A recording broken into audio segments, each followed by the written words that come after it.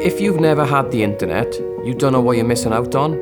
Our role is to try and identify the problems where the tenants are and then show them where technology can be used to make their life easier. It's important to get access to technology in today's world, to access government services, to support well-being, to connect with friends and family, and the list goes on and on.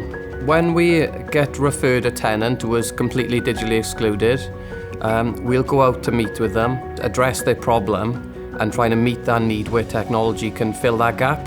And then we'll provide internet, or we'll provide technology, a phone, a tablet, or so on, that will enable them to do that. We've set up digital technology that allows people to video call, and that initial call, it shows in their face, wow, I can't believe I'm doing this.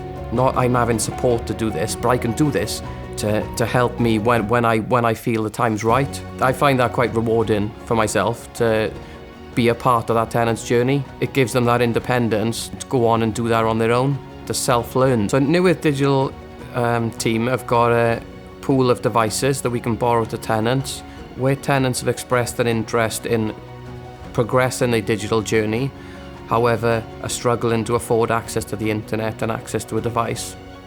We link in with community partners and are able to access the refurbished devices.